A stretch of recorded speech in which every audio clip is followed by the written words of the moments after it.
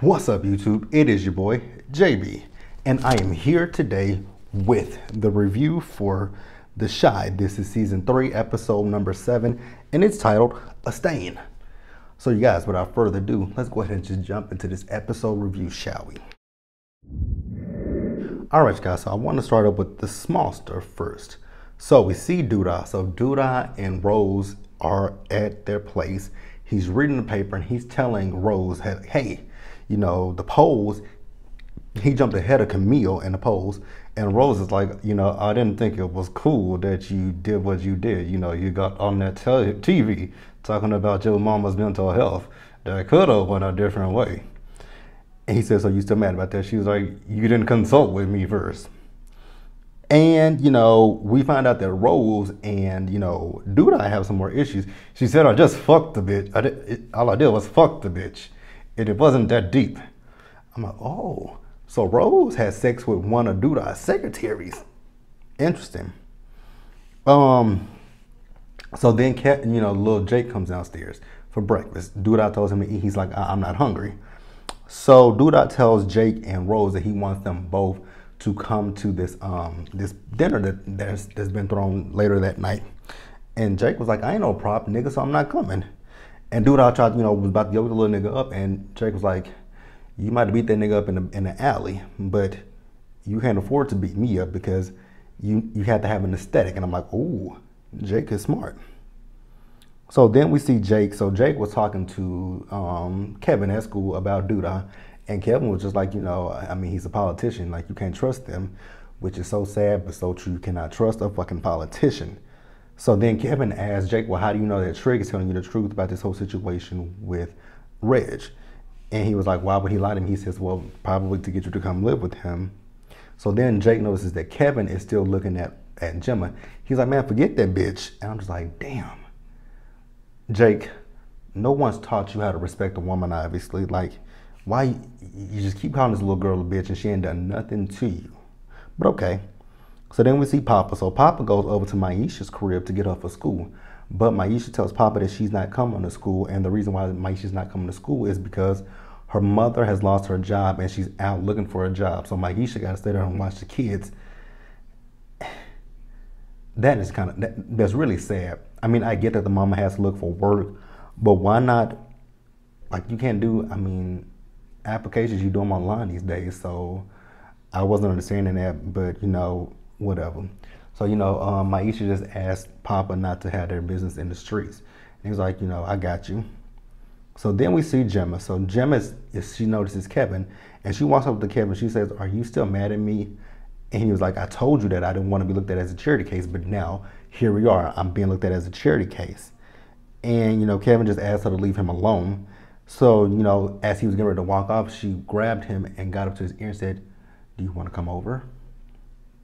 And I was like, uh-oh, Kevin, you about to get some Hello Kitty. So we see Kevin and Gemma, they at her place. And, you know, they about to get it on and popping. And I have to give so much respect to Kevin. And I guess it's because he got, you know, it's him, his mom, and his sister. So he don't want to mistreat a woman, because he said, are you sure you want to do this? And she said, you have my permission. I was like, oh, that is so sweet. He asked her for permission to have sex with her. Complete gentleman. So as they're getting ready to get into it, they hear the door open, and it is Gemma's daddy. And it was so funny.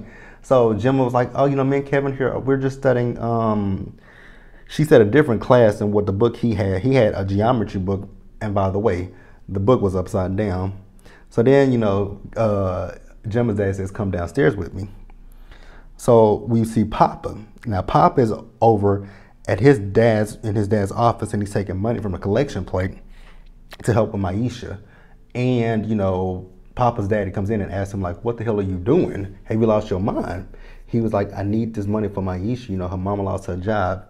He's like, well, that money is for the church bills and to help us pay our bills. And, you know, Papa was like, well, what about the money that Camille gave? He said, that money was for your future. And, you know, Papa was like, well, I'm good. Like, I don't need it. He's like, can we give it to Maisha? So we do see Kevin. So Kevin is talking to Gemma's daddy. And he says, Gemma's daddy asked her, so was you gonna fuck my daughter? And Kevin was saved by his phone that he got a message.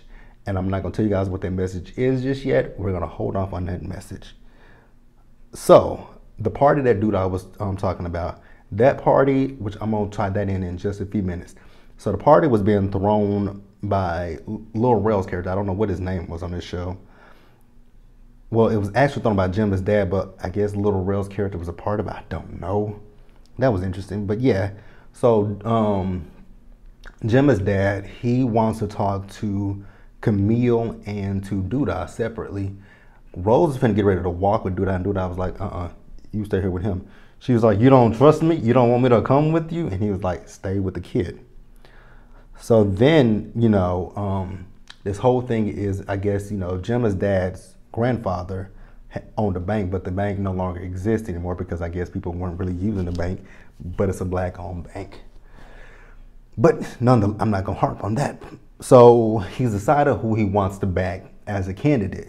So he's actually decided to back Duda instead of backing Camille, thinking that Camille's just going to bow down. And Camille's like, nah, I'm not bound out. I'm still in this race to win it. I'm like, okay, Camille, I see you and I hear you. So then we see, Papa and his daddy, they go over to Maisha's place. And over there, they're giving Maisha's mama the money. Now, at first, she was being a little bit, I'm like, lady, just take the money and say thank you. She's like, we don't take handouts. I'm like, girl, take that money. But, Papa's dad was like, well, we ain't taking this money. We're leaving it right here for you guys. And she does open the money when they leave. And I'm like, was it that hard to say thank you? Like, my God, lady, just say thank you and move the fuck on. So then later in the episode, and I actually forgot to mention this. So Rose was in the mirror. She was shaving. She was, shaving Duda. And she told Duda, Drake thinks that you killed his brother, right? Did you do it? He was like, that's my business. What I do in the streets is between me and the streets. So then we see Duda in his room, in Jake's room, telling him he did not kill Reg, that Reg actually got himself killed. But even with what he was saying, Jake was like, so you did kill my brother, but you were trying to protect him? Like, and then he said, why me? And Duda says, because I see a lot of me in you. He said, is that a good thing or a bad thing? And I was thinking the same thing. Is that a good thing or a bad thing?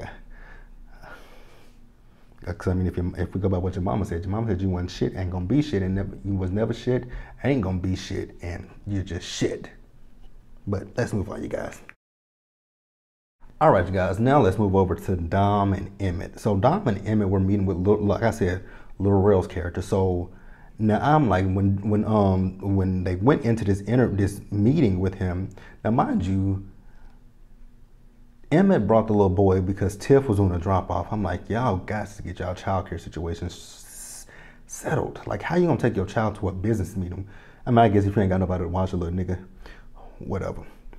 So the shady shit that Emmit is up to is he wants to basically boot Sonny out of Sonny's, but keep the name Sonny's because Sonny cannot pay the rent and he's about to be evicted. And I'm like, what the fuck? Like, so you really gonna sell out Sonny, someone that gave you a job, but they're really doing they're really going a different route with Emmit's character, and I'm starting to see more and more what Roxanne be frustrated with. It's a difference. Like when we first met Emmit was a hustler, and he's still hustling, but it's like he's hustling in a different way. It's like he's trying to live out Brandon's dreams, but whatever. So then we see Jada and Tomas. So Jada and Tomas was getting ready to go into the crib and get it on and popping, but as soon as I got in there, little EJ had her wig, talking about grandma, and then, she looked at Tiff and Emmit and saw that the place was a mess. That would have been the point where I just told them, like, look here, y'all got to get y'all shit and get the fuck out. Like, I'm sorry. Go. Figure something out. Go to a hotel and do something. And Tomasa basically told, Jada that, he's using, she says, I know I'm his crutch. She says, but I can't let my grandson sleep on the street. And he was like, but he's not going to live on the street. Your son is not going to live on the street. Exactly. Emmit them will figure something out. You are allowing, and I respected Jada so much, like, what was it, last season when she told Emmit that she was moving, but he wasn't moving with her. I respected her so much. She stuck to what she said, but now she's backpedaling, and it's like, Jada, just put the nigga out. Like, how old is Emmit? What, he's 19, 20? Like, it's time for him to grow up and be a man. He has 3 kids, but you still babying him. And Tommaso Jada that she needs to put herself first, and I agree with it. So then Jada went back in there and talked to them, and you know, Emma's like, well, she's like, y'all gotta be out by the end of the week. He was like, well, I kind of lost my job, so we need to stay a little bit longer. She's like, how long do you need to stay, Emmit? He said to the end of the year. Jada, once again, put him out.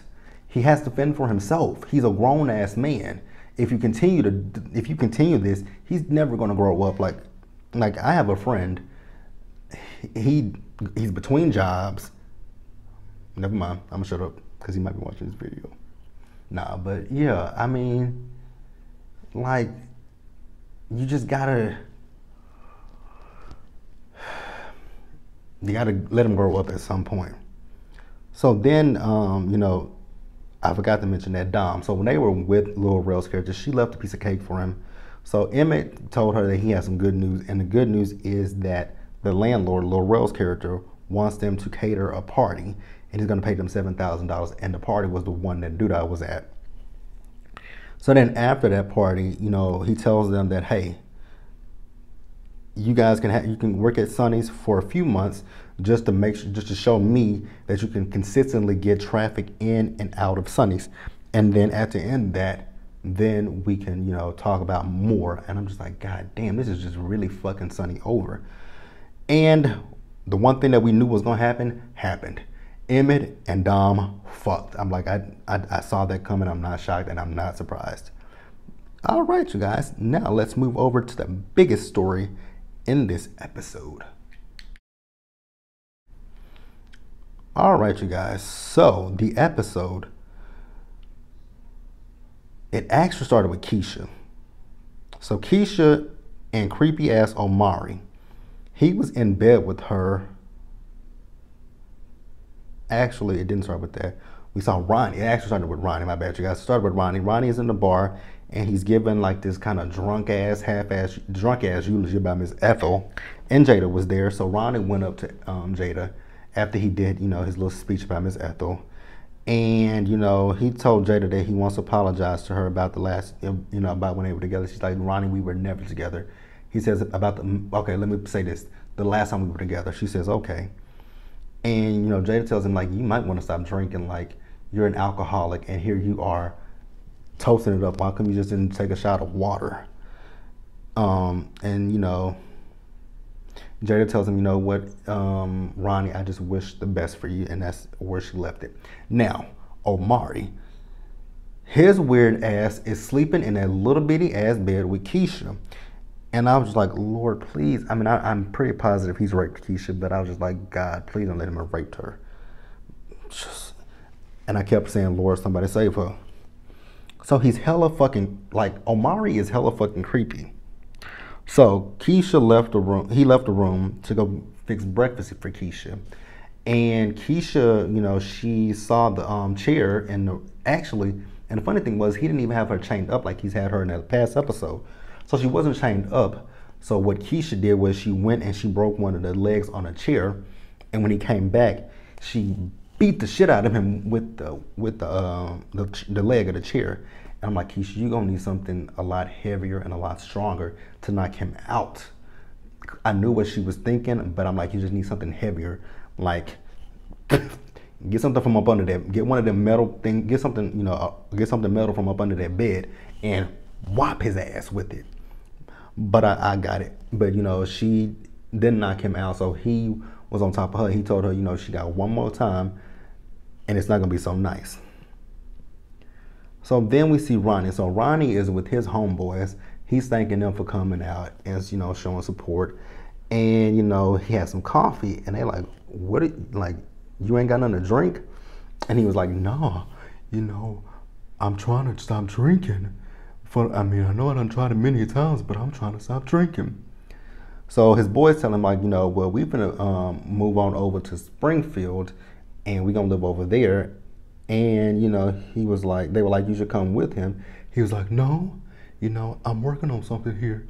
I'm almost finished with it, so I'm going to stay here. Now, this next thing that I'm about to talk about, it was really unnecessary to me. I'm going to be honest with you guys. This scene was so unnecessary. So we saw Ronnie, you know, showing his friends leaving, so bye-bye to his friends. And they played a song and he started dancing and I'm like, what the fuck? Why do we need this scene? Why do we need this scene? So Keisha, back to her. She's in an empty ass room. So Amari has taken everything out of the room, the bed and everything. I'm like, God damn, crazy as fuck. So then we see Ronnie. So Ronnie is going to the neighbor's house and he's getting the door slammed in his face. And then there's this one lady that's talking to him, and he was talking about the fact that he heard screams in the neighborhood when the blackout happened, and the man across the street said his wife heard it as well. And that woman said he ain't got no wife. She was like, that child is touched.